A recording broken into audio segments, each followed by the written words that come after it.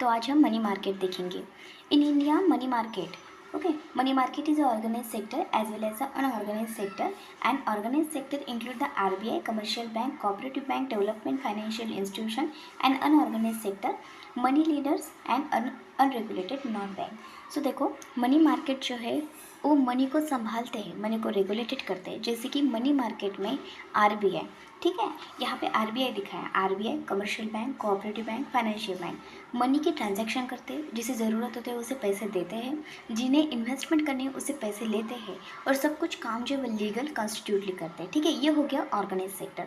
Unorganised sector यानी कि किसी पर्सन के साथ में ट्रांजैक्शन करना, या फिर जो रिलेशन है वो रिलेशन के साथ हम ट्रांजैक्शन कर सकते हैं, जिसमें हमारी मतलब फैमिली वाले होंगे, फ्रेंड सर्कल होंगे। तो ये अनऑर्गेनाइज सेक्टर होगी जो हमें पैसे के ट्रांजैक्शन करेंगे।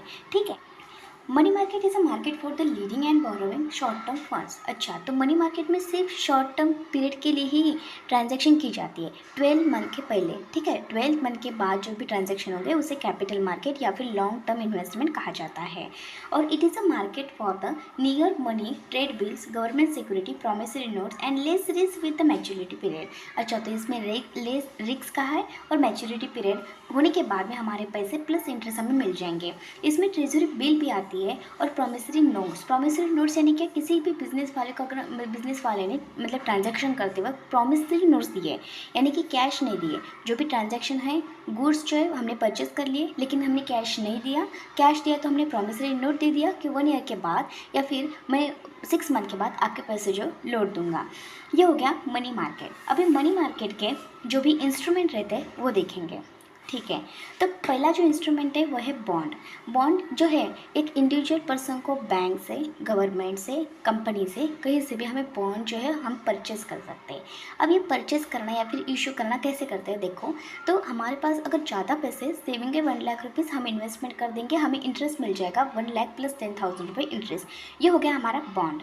इसके बाद है इक्विटी शेयर। कंपनी को जो कैपिटल है वो कैपिटल बहुत इंपॉर्टेंट है और इतना किसी पर्सन के पास में कैपिटल नहीं रहता, तो इसलिए इक्विटी शेयर से थोड़े थोड़े पैसे जमा करके सभी पर्सन से वो जो है ना कैपिटल जमा करते हैं।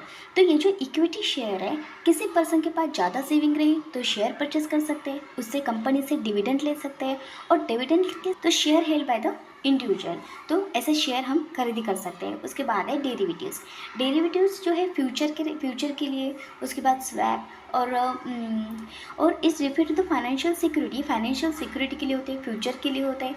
It's value price underline assets such as a bond, stock, currency, interest rate. Okay, government security कौन इशू करेगा? गवर्नमेंट के लिए। और गवर्नमेंट सिक्योरिटी किस लिए होते हैं? इन्वेस्टमेंट के लिए, जैसे कि डेब्ट instrument issue by the government with the promise to rebate of maturity.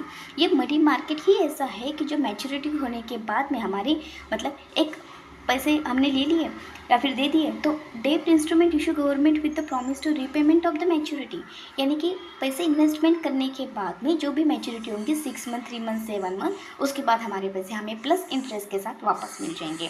ये है ट्रेड बिल्स। बिजनेस वालों के पास ट्रांजैक्शन करते समय अगर कैश नहीं है तो वो ट्रेड बिल्स पे करके मतलब जो कैश है वो कैश को पेमेंट नहीं करेंगे। 3 मंथ के बाद जब भी पैसे आ जाएंगे 4 मंथ के बाद वो पैसे दे देंगे। प्रॉमिसरी नोट और ट्रेड बिल सेम है। It is a financial instrument content the right and promise. ये राइट एंड प्रॉमिस रहता है कि मैं आपको पैसे जो है वो लौटा दूंगा। ठीक है, उसके बाद हम देखेंगे तो role of money market in India है कि शॉर्ट टर्म बोरोवर। ये जो मनी मार्केट है ना वो सिर्फ लिमिटेड पीरियड के लिए है। ठीक है, 12 महीने से पहले, 12 महीने के बाद नहीं होगा। और ये जो ट्रांजैक्शन होती है 3 मंथ के लिए, 4 मंथ के लिए, मतलब सभी बिजनेस के लिए जो छोटे छोटे ट्रांजैक्शन होंगे वो शॉर्ट टर्म मनी मार्केट से वो कंप्लीट की जाती है। लिक्विडिटी मैनेजमेंट, जब भी हम इन्वेस्टमेंट करेंगे ना मनी मार्केट में, तो अगर हमें ना लगे कि इसमें इन्वेस्टमेंट कर सकते हैं, ओके अच्छी बात नहीं, कैपिटल मतलब शेयर में इन्वेस्टमेंट नहीं करनी है, बॉन्ड में कर सकते हैं, बॉन्ड में इन्वेस्टमेंट नहीं कर सकती है तो शेयर में कर सकती है। ये हो गया लिक्विडिटी मैनेजमेंट। पोर्टफोलियो मैनेजमेंट, तो पोर्टफोलियो मैनेजमेंट में ये मैनेजमेंट क्या कि बहुत डिफरेंट टाइप से यहाँ पे इंस्ट्रूमेंट रहते हैं, हम किसी भी चीज़ को इन्वेस्टमेंट कर सकते हैं। उसके बाद में कि पोर्टफोलियो मैनेजमेंट में रिस्क जो है ना, रिस्क बहुत कम है, और जहाँ पे रिस्क दिखी वहाँ से हम चेंज कर सकते हैं। बहुत सारे इंस्ट्रूमेंट हैं।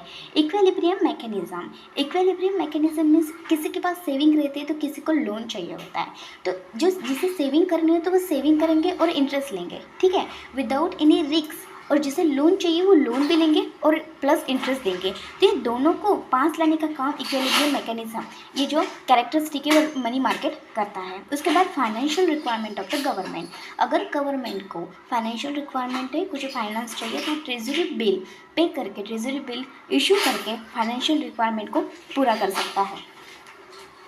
उसके बाद है मॉनेटरी पॉलिसी इम्प्लीमेंटेशन। आरबीआई हर 1 ईयर के बाद 2 ईयर के बाद मॉनेटरी पॉलिसी जो है इशू करते हैं, यानी कि मतलब हमारे इंडिया में कैसे पॉलिसी होनी चाहिए, इंटरेस्ट रेट कैसा होना चाहिए, एसएसआर कैसी होनी चाहिए, सीएसआर कैसे इशू करने का काम आरबीआई करती है। पूरी इंडिया की जो मनी है, मनी की बैलेंस इक्विलिब्रियम करने के लिए मॉनेटरी पॉलिसी जो इम्पॉर्टेंट है। उसके बाद है ग्रोथ एंड कमर्शियल इंडस्ट्री, मतलब कंपनी को प्रमोट करने के लिए, किसी इंडस्ट्री को प्रमोट करने के लिए उसे इंटरेस्ट रेट, टैक्स के थोड़ा बहुत, ये जो पॉलिसी हो, पॉलिसी इंपॉर्टेंट है, मनी मार्केट इंपॉर्टेंट है। आरबीआई जो प्रमोट करती है इंडस्ट्री को, आप ग्रोथ करें करके, तो इंटरेस्ट में, और जो भी इम्पोर्टेंट चीज़ है एग्रीकल्चर, ठीक है। तो इसी इंडस्ट्री के साथ साथ एग्रीकल्चर वालों को इंटरेस्ट रेट कम देना और फाइनेंशियल लोन प्रोवाइडेड करना, उसके बाद उसकी लिमिटेशन, जो टाइम लिमिट है, पीरियड है, वो बढ़ाना, ये सभी बातें जो है पॉलिसी द्वारा किया जाता है। और उसके बाद ये जो मनी मार्केट है, इस तरीके से हमारा मनी मार्केट जो है वो कंप्लीट हो गया है। Thank you.